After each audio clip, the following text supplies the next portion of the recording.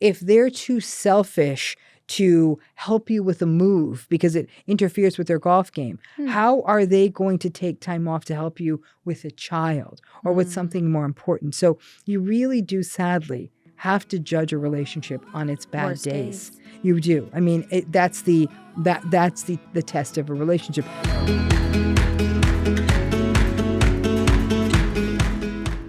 Hey everyone, welcome back to another episode of Uncoupling, where we talk about breakups and, more importantly, how to move through them with self-empowerment.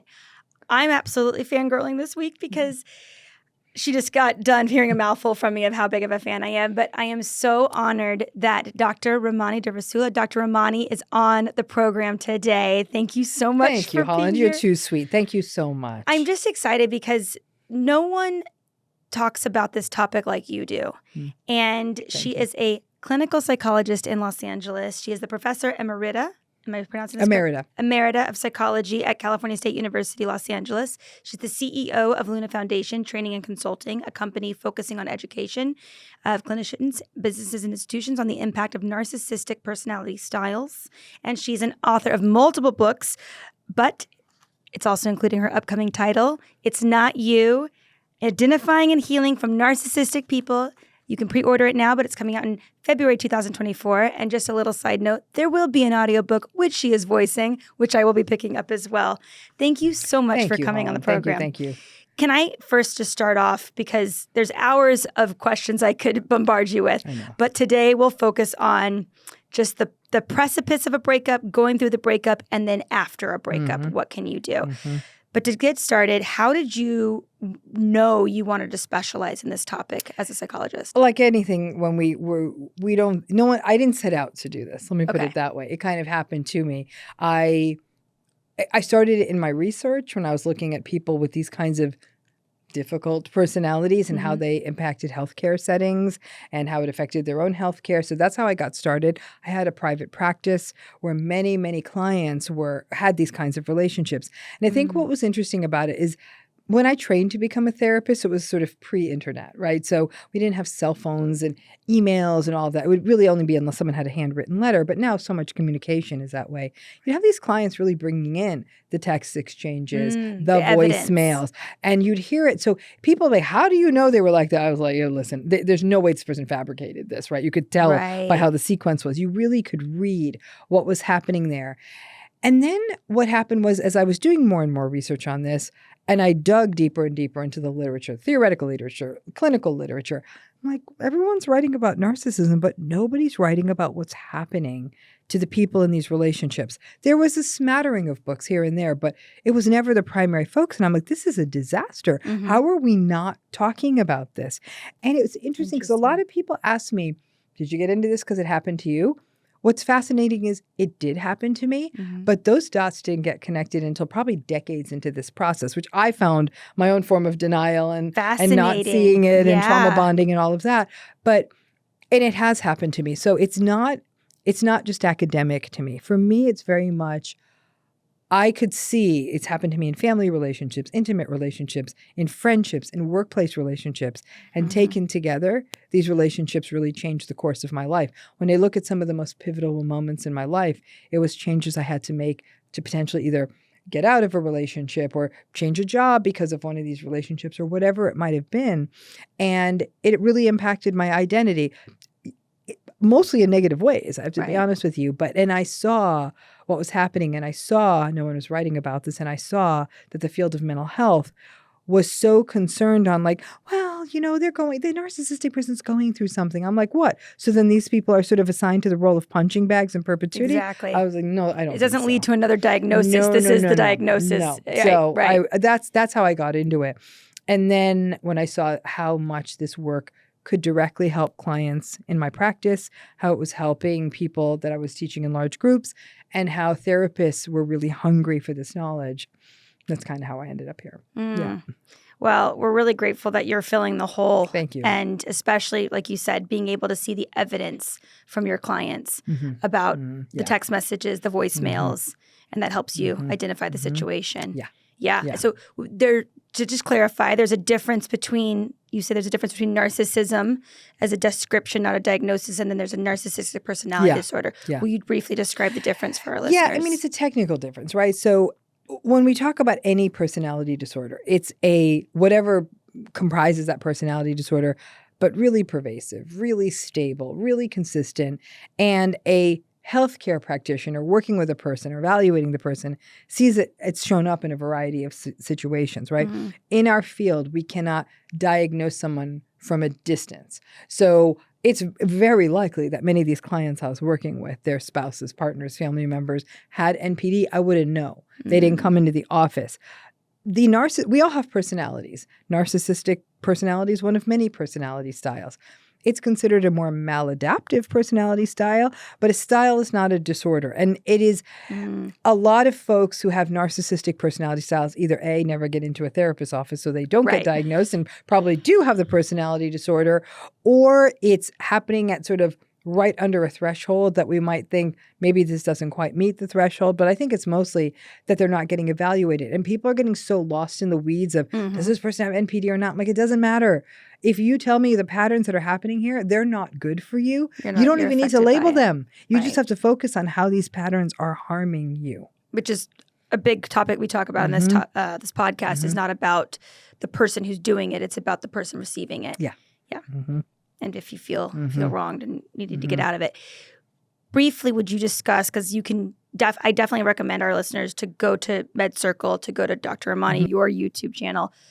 And she goes into detail about many different kinds of narcissists, but you say there's 4 main types of narcissists. Can we briefly go through that just because I think that'll help us talking about breakups? Let me go backwards for a second, just to be very clear. A person who's a narcissistic personality is a person whose personality is characterized by inconsistent or low empathy, entitlement, grandiosity, arrogance. They are often seeking excessive validation or admiration. They're very selfish. They're very superficial. They're vain. They can be very controlling, manipulative. They tend to gaslight. They take advantage of other people.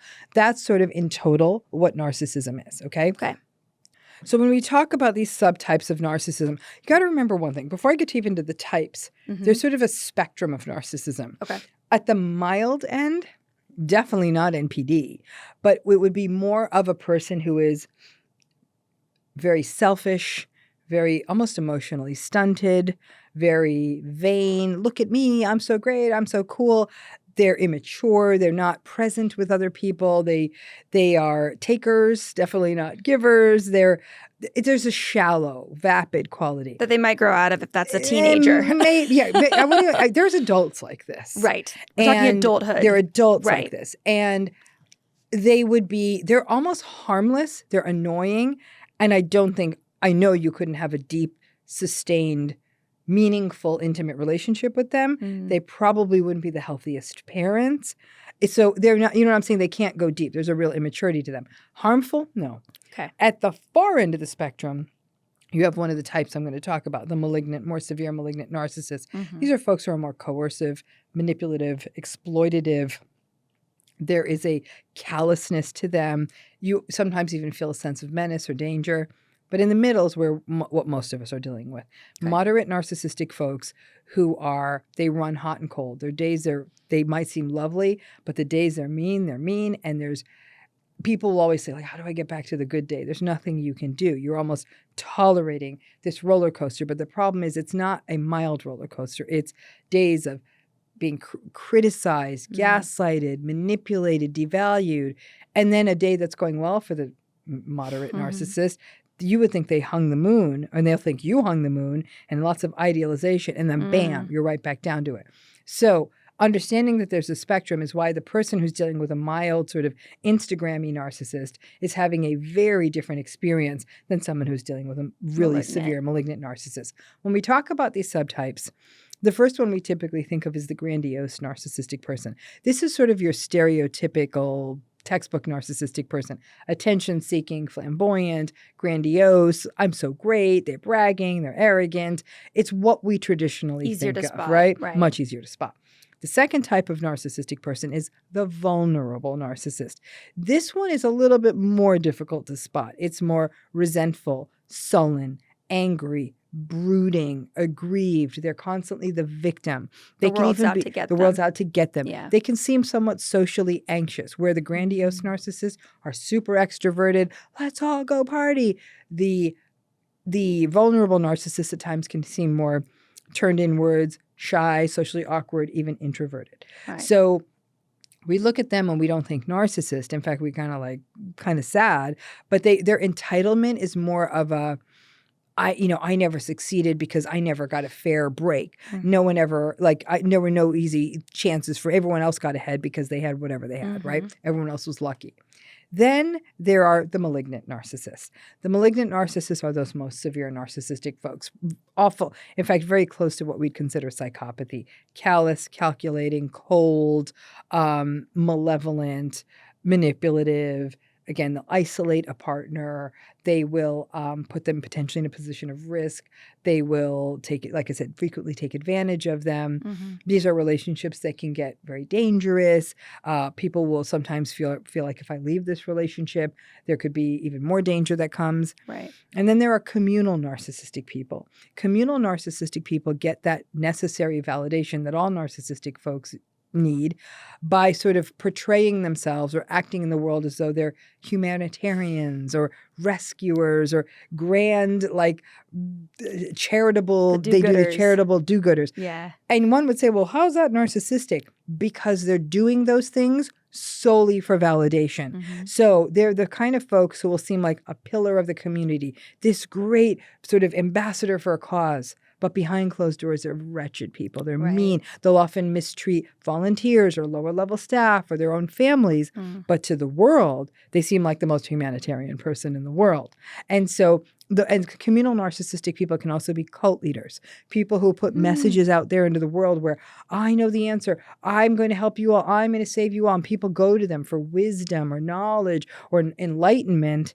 And then what happens is that this person's actually really cruel, calculating, manipulative, using this sort of power they have as a do-gooder to control other people. I think it's so important to break them down. Yeah. Because I had never heard of a communal narcissist before your YouTube videos. And so I found that fascinating. Mm-hmm. Do you find that people can oscillate between the categories? Like they're mostly vulnerable, but if they're with really good friends, all of a sudden they're grandiose. Mm-hmm. Yeah.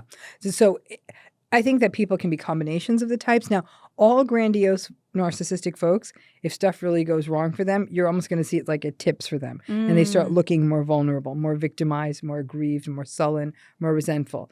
A person who's primarily a vulnerable narcissist, like you said, they're with good friends, or things really turn around for them, you're going to see the grandiose part. So there's sort of like one of those things that sort of keeps, they're two counterweights to each other. Yeah. You can see vulnerable narcissistic folks who are also malignant narcissists. You can see communal narcissistic folks that are also vulnerable. You can see the types mix. Okay. In fact, someone today I was doing something in my healing program, and someone had brought up the issue of a communal, vulnerable, narcissistic mother. And I could imagine that's a mother who often would be, woe is me, I did so much for you kids, and you can't even show up for me, but would probably be the person who's visiting people in the hospital and bringing lots of people cookies and saying, aren't I a saint? I do so much for other people. Why doesn't anyone do anything for me? That, I imagine, would be what that person's experience was like. Okay.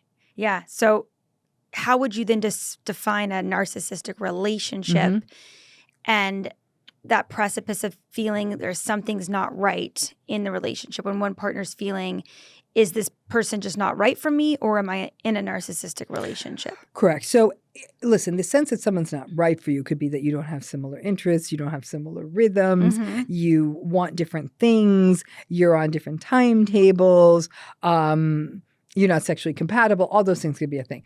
Narcissistic relationships a whole different animal. This and here's the piece I want people to be aware of. A lot of people think, like, tell me on my first date how I can tell I'm with a narcissist. I'm like, you're going to be able to tell that on our first date. In fact, I tell people on average, it's not unusual for it to take almost a year to figure this out. Because first of all, in that early phase, you have a lot of narcissistic folks who are very love-bomby. It's soulmates and Instagram posts and I'm in my fairy tale. This is so happy and perfect night and champagne glasses and let's go on a weekend away. And it feels dreamy for some people, fairy tale-ish and all of that, right? Well, nobody can keep up that kind of momentum. And then anywhere from 4 weeks to 4 months, you will start seeing a little bit of a drop off and the real narcissistic person comes out. It might come out at times of frustration, stress, disappointment. They might get a little prickly, but they'll quickly sort of double back, right? Narcissistic people love the beginning of a relationship. It's a game for them. Lots of supply, lots of validation, lots of excitement.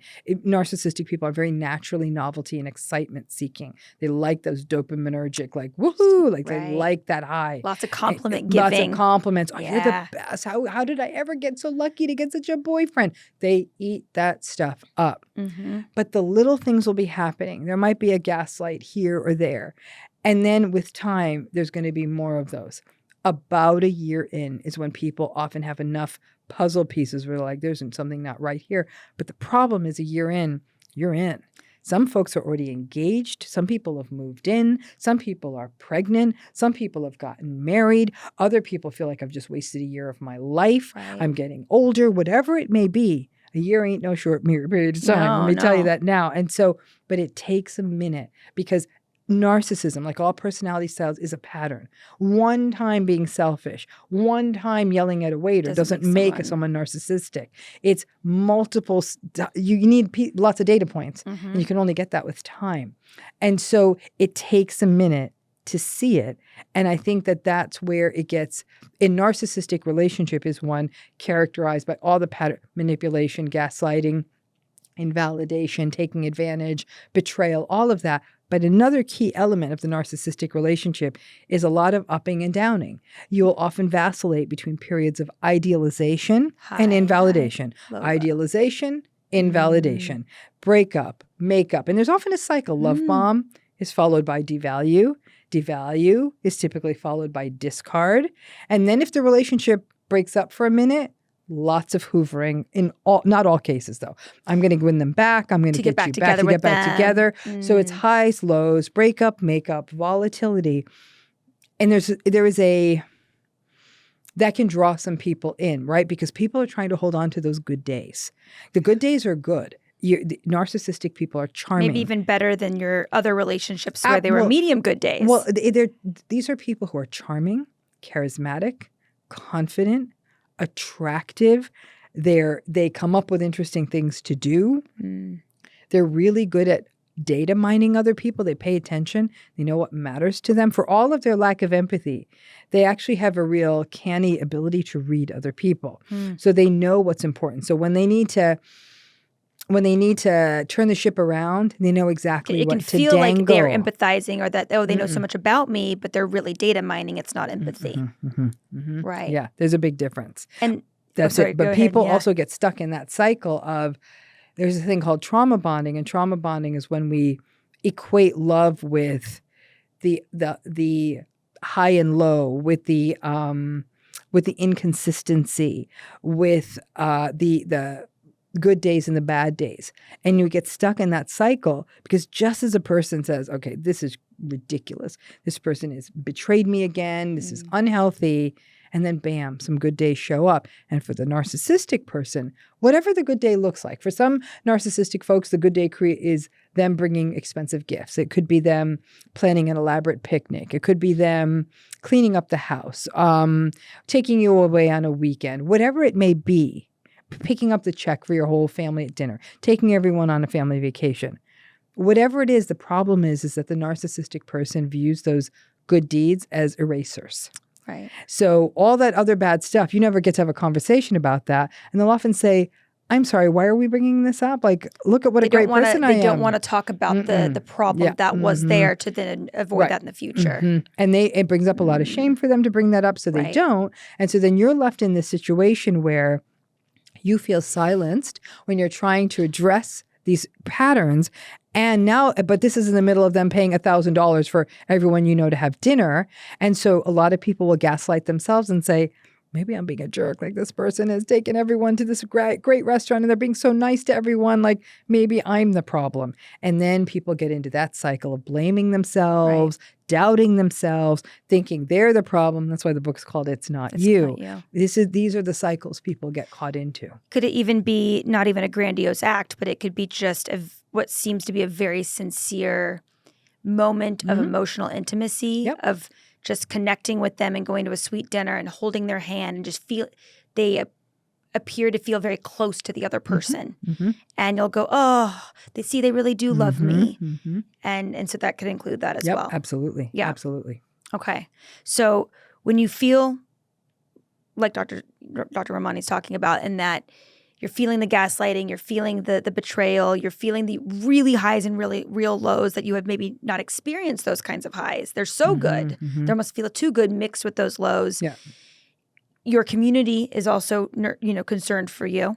I'm assuming there's been a lot of external support that might or might not crop up of saying, I see some red flags with this relationship. It could come or go depending on the kind of narcissist you're dealing with, romantic, familial, work environment. There's different scenarios. But for the people that do have a support system voicing concerns, or for the ones that don't, how do you start to, I guess the first thing I would ask you even before a breakup is, how do you, and I even wrote this down so I wouldn't even get it wrong. I have two stacks of notes here.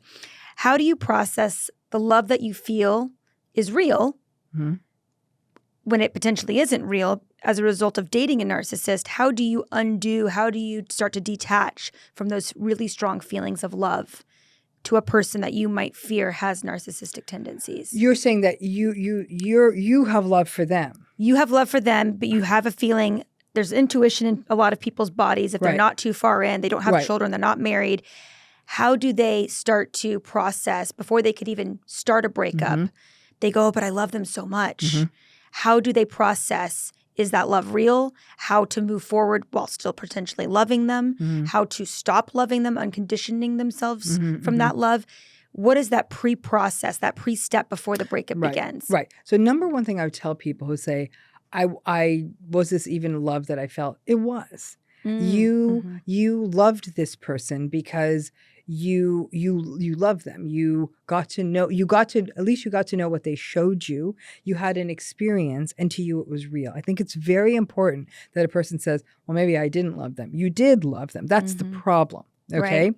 And I don't know that a person can really detach from their feelings of love. I think love is an incredibly involuntary, deep human experience that's tinged with our own histories. It's a complicated emotion. It's not, and I'm not saying it's never necessarily bad, but it can get tinged with old narratives about love that may not always be the best for you, right? But when that moment comes, when you feel, and a lot of people feel it in their body before they feel it in their mind, they're like, something doesn't feel right here. Doesn't feel safe.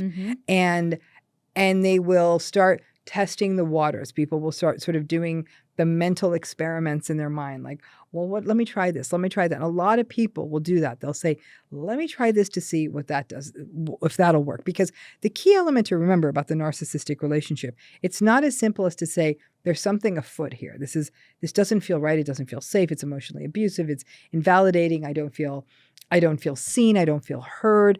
In fact, I feel quite devalued. All of that is that these patterns won't change.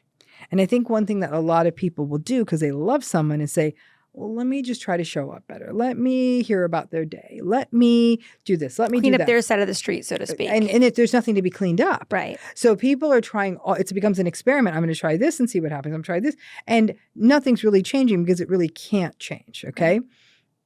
But as a person recognizes more and more like this is not healthy, then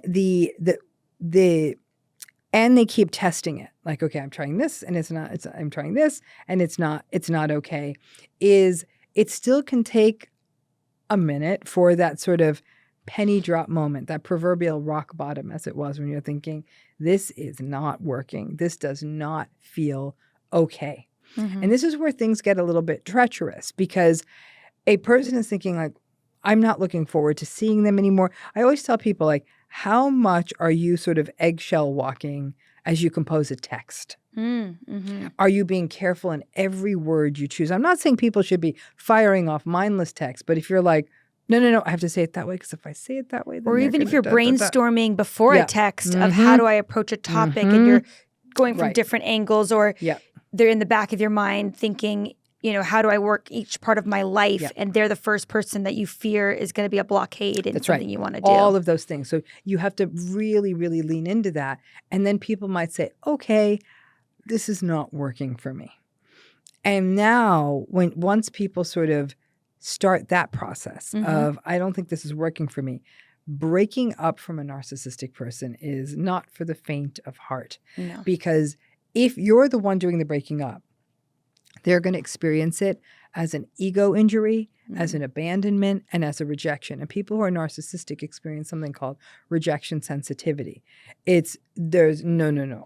Basically, for a narcissistic person, a relationship is a place of domination and control. And really, who do you think you are rolling in here, calling the shots? No.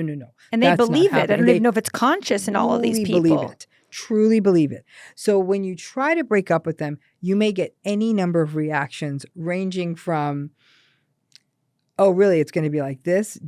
No one's ever going to love you the way I do. What do you think? You're going to find someone else like me? And then they'll either text you or tell you a whole list of what they're like, let me tell you everything that's wrong with you. And it'll be hurtful, vulnerable things. You might then enter a phase of what we call post-separation abuse, where you might see everything ranging from, at the more severe cases, stalking, online harassment.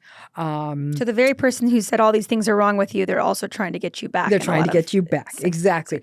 But at first they're going to punish you. It's basically, how dare you make me feel vulnerable? You're going to see their rage. You brought out their shame, you're going to see their rage. And so you'll see them really raging out. And a lot of it could be even enlisting people, mutual friends, and saying terrible things about you to them. And they may convert some of them over to their side of the fence. And you'll see that happen. Smear campaigns, all of it, okay? And so that will happen. And some people will think, oh my gosh, this is terrible. But here's where it gets tricky. Narcissistic relationships, by definition, are very confusing, because people will say, oh, this is so hard because I remember we had such a fun time doing this, or we have such a fun time doing that, or the sex is so great. The idolization. I am so attracted to them. And that is, or we did have a lot of good times. Like, it wasn't always terrible. So people might even be teetering. And maybe some of all this post-separation stuff doesn't happen, but instead it's the narcissistic person playing on doubt. You sure you want to end this? Because we sure did have a lot of good stuff together. And the person's like, no. And they're trying to hold their ground. And then you're alone 1 week, 2 weeks, 4 weeks. Maybe you go on a few dates and you're like, wow, it is bad out here. Late night text. They're very skilled at pulling someone back in. And then it becomes love bomb part 2. Right. And you're right back in the machine. And that's very, very common. Many, many people will go back into these relationships. Multiple times. Yeah.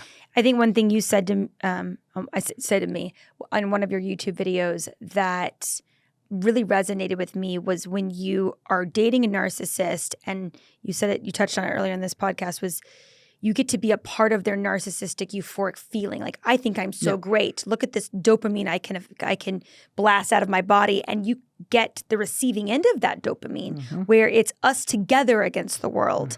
And so you, without being a narcissist, get the narcissist's euphoria when you're dating that narcissist. And so breaking up, you're also losing some of that dopamine hit that was like secondhand dopamine almost. If that's definitely not a psychological term. But it depends on how long the relationship lasted. I see. Okay. Right? So if it's new, I'd say if it's a year or less. A year or less. Some people might say, like, that ship sailed long ago. But if it's new enough that you can recall that, or it sometimes wafts back in, then people will say this was a lot harder to end. And again, it's that backing and forthing, the good and the bad. That's the tough part about these relationships. If they're acting manipulative every single day, it's going to be a lot easier to do this. Right.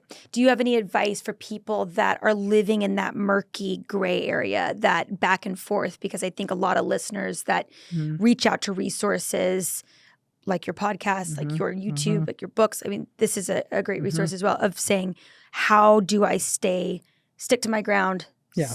How do I do it? I tell people that, number one, as much as it might sound cynical, the measure of this relationship is the bad days. The measure of a relationship is how a partner responds to stress, how a partner responds to frustration. Because to the degree you want this to be a long-term committed relationship, there will be stress and frustration. There will be job losses. There will be kids. There will be sick family members. There will be your own illnesses. And if this person can't stand having to wait in line and when they have a reservation at a restaurant, you're doomed. This is telling you're doomed. You're absolutely doomed, right? If they're too selfish to help you with a move because it interferes with their golf game, how are they going to take time off to help you with a child or with something more important? So you really do, sadly, have to judge a relationship on its bad days. You do. I mean, that's the test of a relationship. The good days may be fun, but that's almost judging life on the basis of vacation. Right. I mean, if I judge my life on the basis of that, great, wonderful, but then it doesn't teach me how to deal with the real stuff of life. One thing I really do instruct clients to do is, as depressing as this thing I'm going to tell you to do is, I say, start making a list of all the bad things that happen in the relationship because it can help to see it all in one place. In the midst of the euphoric recall of wanting it to be something else, because we write stories around our relationships, right? Absolutely. There's the actual person we're in the relationship with, and there's the way we want this person to be. And the bigger that gap is, the more we make up excuses to narrow to fall in gap. love with the potential. Correct. But that story is an entire fiction. So it's important to write down the things that happen, all of it. And it feels awful and it feels gross. And sometimes friends can help and sometimes therapists can help. And slow down if it's causing you too much upset, because some people get upset at doing this. But when you feel that euphoric recall, when you have that hoovering experience, when you wonder if you've made the wrong decision, look at the list. And you'll say, oh, usually most people are like, okay, no, I can't do that anymore. And it takes time to make that list, but it's really important you do, because that's actually a more objective indicator. You don't write things like, oh, I don't like them. It's things like, showed up 3 hours late to my sister's birthday party and then, was sat sullenly in the corner and then insulted me. Promised me that we were going to do something 4 times, broke those promises, and then blamed me for those broken promises. Like, you need to write this down. I tell people, save it all. Save the text, save the emails, put it all together. It doesn't have to be a list. It could be a file. And when you're wavering, go back and then really say, okay, this was a very strong, healthy decision for me to step out of this. And then to play one more devil's advocate scenario of these back and forths, because such a pain point in narcissistic relationships and getting out of them is, let's say they have a really, a real sob story, as maybe a vulnerable narcissist might have. Yeah, they often do. And how do you decipher someone that's had a bad go at life? Yep. And they didn't have good modeling growing up, and they're trying to change their ways, and they're putting on months of good behavior. How do you know that person truly might be that narrative in itself? They were down on their luck. They're trying to do better. They're going to therapy. They're trying to change their ways. How do you know when a narcissist will just be a narcissist or someone's trying to get better, and is that worth saving the relationship? If you see someone making a concerted effort, they're going to therapy.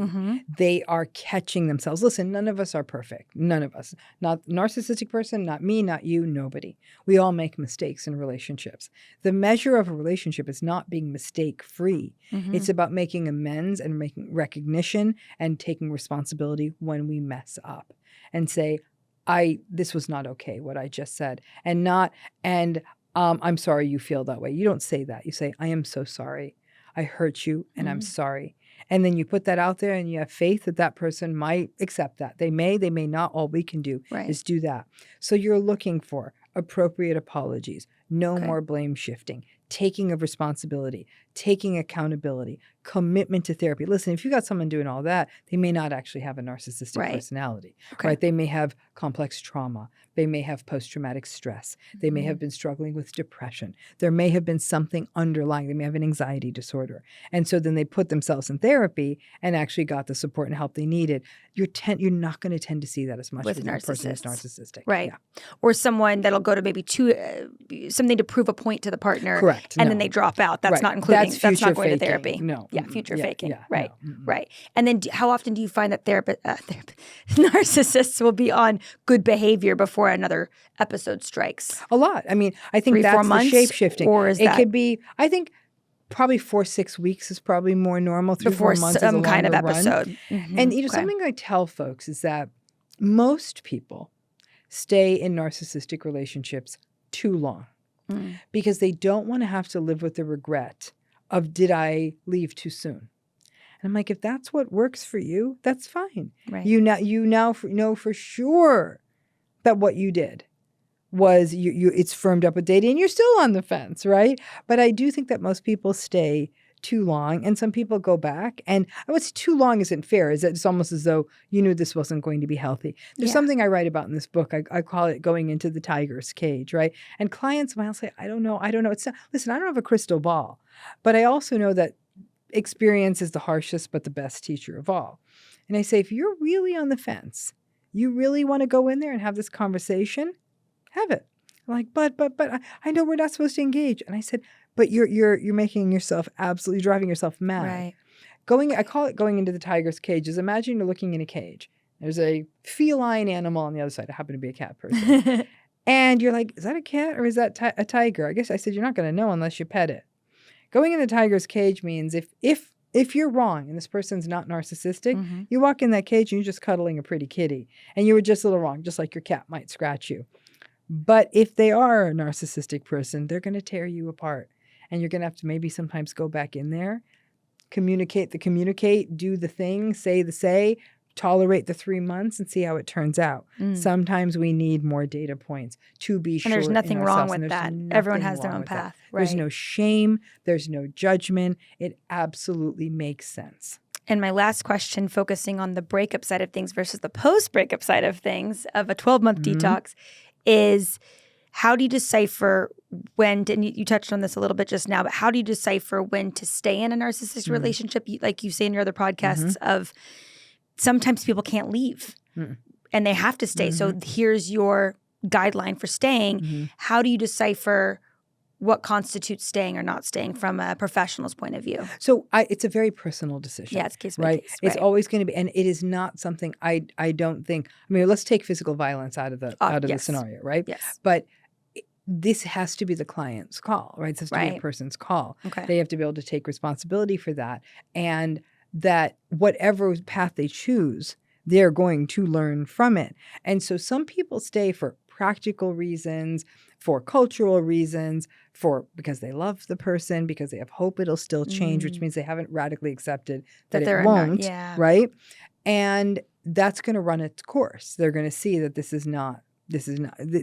it is a problem. It's not changing. But some people stay and they truly can't leave, even when the love is gone, even when the hope is gone. They have to stay. And in those cases, it's really about radical acceptance and realistic expectations. Some people hear this and say, that sounds awful. But I mean, life isn't always easy. And these are people who recognize this will never be the deep, sustained, loving, consistent relationship that they had hoped for.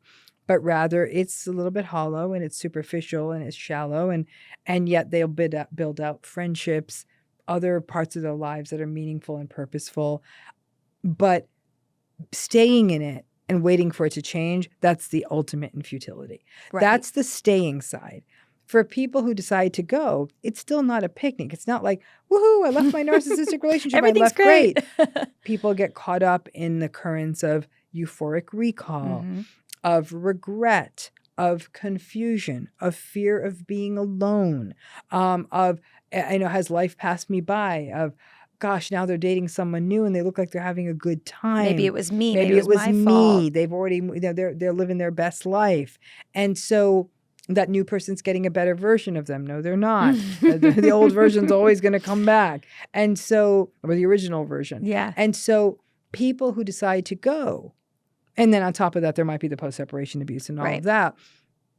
They have doubts and questions too. So whatever path you're on, these relationships are so confusing that whether people stay or go, it really messes them up.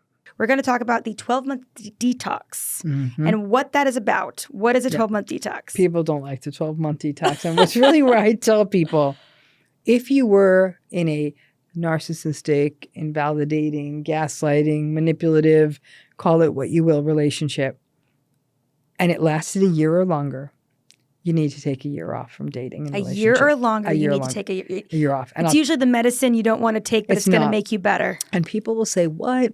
Come on. I was lonely in that relationship. And rebound sex is how I can heal. And someone else will get my mind off of it. The problem is that for some folks, having gotten into a narcissistic relationship is a wake-up call on legacy issues that have been there all along about not seeing themselves as a whole person, giving too much of themselves into a relationship to make a relationship work, right? For other people, it's so much was done to them that they literally lost sense of who they were. But that's what we lose when we're in a narcissistic relationship. We lose our sense of self. We lose our autonomy. We lose our individual sense. We lose our inner compass. We lose our intuition. And it takes time to get those things back.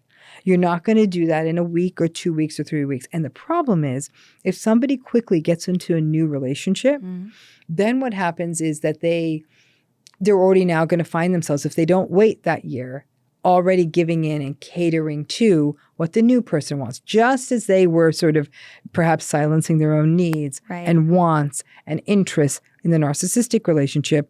That muscle is still strong. We want that one to sort of fade away, right? And so that year means it's a year of connecting back into yourself, reminding yourself, or maybe discovering for the first time, what do you like to eat? What time do you like to go to sleep?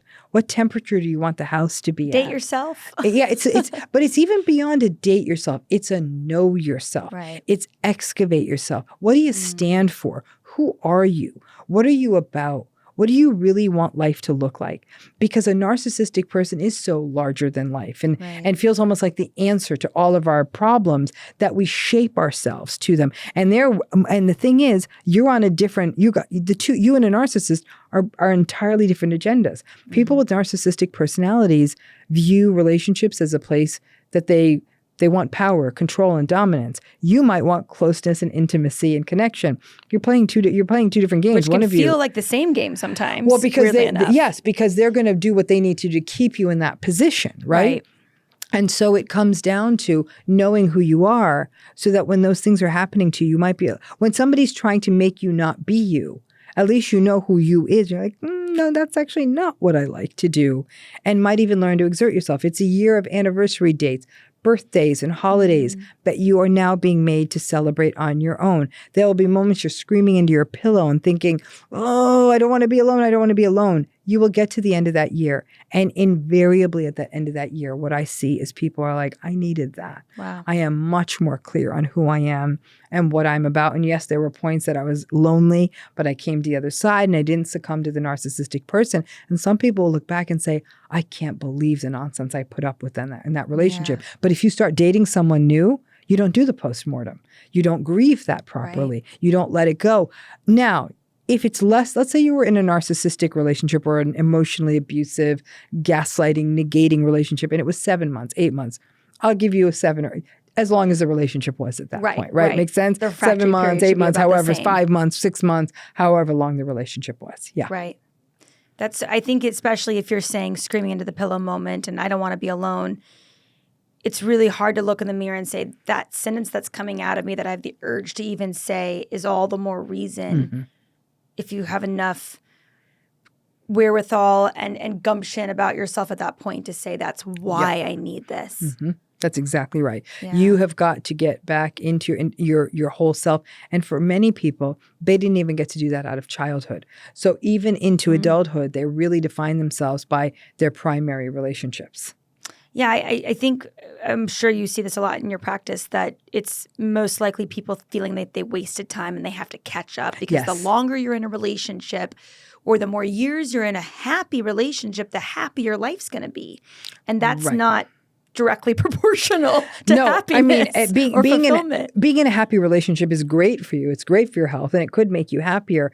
But if you don't know who you are, what you're about, what your needs are, what you want, your wants are, and feel that you can express them, and if you're in a relationship where those can't be expressed, that's not okay, then you're not going to get to that balanced, equitable, safe kind of relationship. So what is the book overall is focusing on a 12-month detox outside of a narcissistic It's relationship? really focused on healing from one. So it doesn't matter if this narcissistic relationship was with a partner, a parent, colleague, friend, sibling.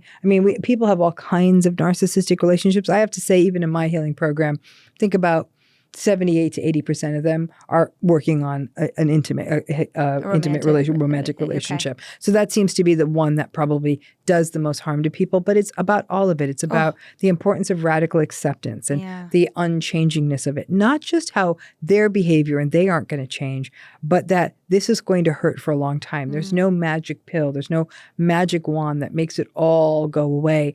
It changes you. It's the realistic expectations that this is not going to change. It's the grief and being with the grief of time you feel that was wasted. It's the grief of losing what you thought was true. It was believing you were in a fairy tale, finally believing you deserved it, to find out that the whole thing was really not a fairy tale. It was a manipulation. There's grief around all of those things. And then it's the many, many small things a person can do to really reconnect with themselves. Again, to know who they are, to make themselves into their own touchstone. A big thing is developing healthy social support. All of us need at least one person in our lives where we can show up as our true selves and not be invalidated. That just almost becomes like anti-gaslight potion, because you're saying, okay, this is what it feels like to be seen and to be heard and to be valued, and that this person is there no matter what, right? Whereas with a narcissistic relationship, it's all conditional. So about building up those supports. And then more than anything else, though, is someday you'll be all the way through this breakup. But there's a whole world of people out there. And a goodly chunk of them are narcissistic, or at least invalidating and manipulative. How do I avoid this? How do I become discerning? How do I pay attention to myself and say, this doesn't feel safe. This doesn't feel right. And give yourself permission to step away and take a longer lens. Like, how did my past relationships affect how I'm showing up in this relationship? So there's a lot. There's a lot there. Do you feel like it's your healing program in a book form? Very much so. Yeah. Is there a certain process that people can expect going through the book? Are there certain stages? Do you divide it by chapters? So it's sort of like, this is what these relationships look like. And then this is how you sort of navigate the territory on the other side. Because people will say, why am I so confused? Am I dumb? Like, what is wrong with me? And the repetitive message is, there's nothing wrong with you. Any of us who have been through these relationships, rich or poor, young or old, no matter what the gender, the ethnicity, the part of the world, the IQ, ability, status, pick something.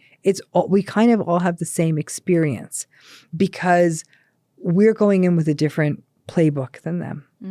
And we believe that this is about love and trust and connection, and that's not how they're coming at it. And then if you throw in other variables, like, for example, if in your relationship there were significant betrayals, the narcissistic person cheated on you or financially abused you or something like that, there's a whole other healing process around those betrayals as well. Do you feel like people that still love their partners, is there a place in the healing program or in your book for people that just can't find the love to dissipate over time? Absolutely. And a lot of that gets linked to the idea of trauma bonding. I don't mean to subsume all of that real love under trauma bonding, but it is the sense of a person feels pulled, called, compelled to stay in this relationship despite the harm it's causing them. And while most people, once they get educated on how narcissistic relationships work and how they don't really change and all of that other stuff, once they really get that, many people will say, it's hard for me to give up the hope. But with that new knowledge, with that new radical acceptance that this doesn't change, then when they keep seeing the patterns again and again, it becomes less like a Groundhog Day thing and more of a, oh, this really doesn't change. Right. It changes how we learn from the repeated instances of their bad behavior. Like we think, this is the time they're going to listen. This is the time they're going to care that I'm not feeling well. And then when it doesn't happen, you're like, okay, radical acceptance. Yeah, no, this isn't going to change. Right. So this book can be for someone that is trying to identify if they are in a narcissistic relationship, identifying, getting out of that relationship, and then the healing program that follows. Right. Yeah, absolutely. And what happens if you quit the 12-month detox? So, and that's the thing. There's no rules. There's no 12-month detox police that are going to come after you. There's no sponsors. Right. Okay. Nothing like that. Yeah. It is more of I feel everything can be learned from. There might be people who are watching this and saying, I was in a narcissistic relationship. 6 months out, I became friends with someone. We started dating and we've been married for 30 years. Right. Yay. Wonderful. I want to hear that story every single day. I want to hear that everyone who's been through one of these relationships comes out the other side and lands in a beautiful, loving relationship for all time. If you do, I mean, again, here's the thing. If you meet someone who's compelling and you are spending time with them, but you really were to say to them, you know what? I came out of something really rough. And I am so enjoying my time with you. And I want this to last. So I would welcome a friendship, but I really want to put this time into me because whomever I'm a partner to, I want to bring all of me into it. And I understand if you can't, if you feel like, no, I don't want to wait a few more months. Right. If it's your person, they're going to wait. They're going to wait. Yeah. A good friend of mine, she's in her 60s, I believe, and 30 years ago, she met a man that she said, I just got out of something, and he said, well, how long do you need? And she goes, I think it was something like 50 dates. It was quite some time. And he would call her up every Friday night after every date for it was almost like a year and said, how did that date go? Was that good? Did that go well? You know, just saying hi. And he stuck around for the next year, and they've been now married for 30 plus years. Wow, and she met him in her 60s. She met him in her 30s, and now they're in their 60s. But yeah, he called every Friday night. He knew that she was going to have a date. Yeah. And she said, I just need to take my time before I get into something long term. And he did. He called every Friday night. And so she'd always expect the call. Yep. And they were friends for a year, and he always would check on her. Yeah. So I think that idea that there's no excuse. If I've met someone and they're fabulous, or I want to have sex, listen, I get you want to have sex. I get that. I get all of that. And it feels good. Like, I mean, you can do your own business. Right. You know, I mean, like, it's just because that starts getting really messy too. Some people will, psychologically, deceive themselves saying like, no, I got this. It's going to only be sex. But there's so many wounds after these relationships that it's not an ordinary breakup. In an ordinary breakup, people grow apart. There is a shared experience of growing apart. It's not about power and control. It could be someone saying, you also don't feel I'm not ready. You don't feel that anger. You don't feel the sickness. You feel sad. And quiet and still this soft love for them. You feel sad. You feel like, in a different time, in a different era, but, or this person's going to be magnificent for someone else. It's not me because I'd be holding them back from whatever the things are. And you do that from such a compassionate place. Right. It's compassion, that feeling of compassion. Yeah. Absolutely. Well, I'm looking forward to checking out your book. Thank you It's so Not You, much. Identifying and Healing from Narcissistic Relationships. If you guys have taken anything from this podcast, please go check out Dr. Ramani's I keep saying podcast. YouTube channel. Dr. Ramani's YouTube channel. I listen to it in the car where it's like a podcast. But I promise I'm not visually looking at the screen, guys. I'm still driving. And anywhere else you would like to promote your work? Absolutely. Yeah. We have a healing program for people who are going through, the process of healing from narcissistic relationships. Some people in the program are still in their relationships. Some are out. And it's every month we have a workshop and Q&A and a community and journal prompts. And so you can go on my website, DrRamani.com. And you'll find information about that. I have other books on the topic. I do have a podcast called Navigating Narcissism. And, you can find me in other places, not just a wonderful podcasts like yours, places like MedCircle, all of that. There's all kinds of different places where I share these, I share what I know about this and what people's experience has been. Well, it's really, really helpful because this is not a normal breakup.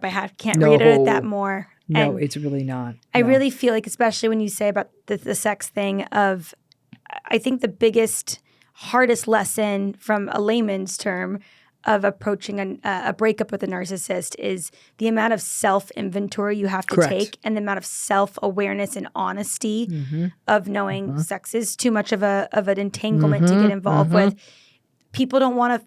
They want to turn away and eat the cupcake. They don't want to face the truth. Yeah, and these are hard truths to face. And they're really hard truths to face. They really, really are. But it isn't an ordinary breakup. And as I was saying, unlike many times we could have had a breakup with someone if there was a healthy relationship and say, I'm so glad that person was in my life. Even though it didn't work out, I feel better for it. I feel blessed for it. I am glad, even though this wasn't my forever person. And years down the road, when you hear that they've gotten married or had kids or whatever, you're happy for them, right? You're not praying that partner is not facing the same thing you faced. Or you're just saying, I can't believe that this person has gone off and sort of is living their best life while I'm still picking up pieces.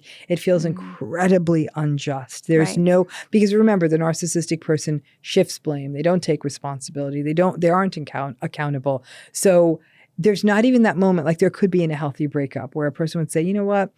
I was working all the time. It's no wonder this didn't work out. And I'm so sorry. You all you were asking for was more time. And that wasn't a big ask. You feel seen and heard when it's a healthy breakup. When it's a breakup from a narcissistic person, you literally feel insane.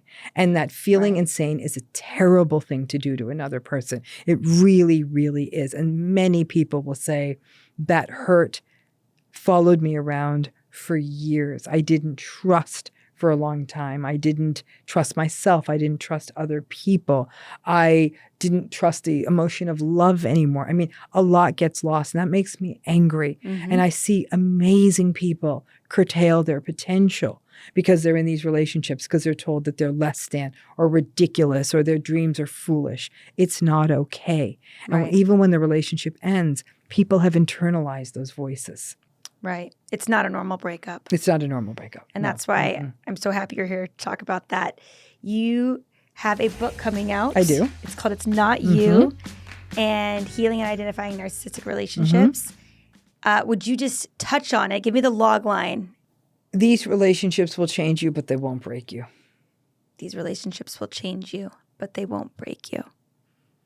A lot of life lessons. You're going to be really strong coming out of a narcissistic relationship. You'll be really strong. Initially, you won't feel strong, but I think that there's an element of resilience we all learn about ourselves, that if we can get to the other side of this, we learn a lot about our flexibility, about our vulnerabilities, about our strengths. A boundary masterclass. After a narcissistic relationship. Absolutely. I think it's important that even if you're not sure, there are resources like It's Not You, your other books. There's resources out there to know if you're in fact what you're in, what you think you're in. Yeah. Thank you so much. Thank you so much. I really appreciate it. Thanks everyone for joining. We'll see you next week. Uncoupling Podcast is produced by Stampede Ventures, Jason R. Ellis, and Holland Roden.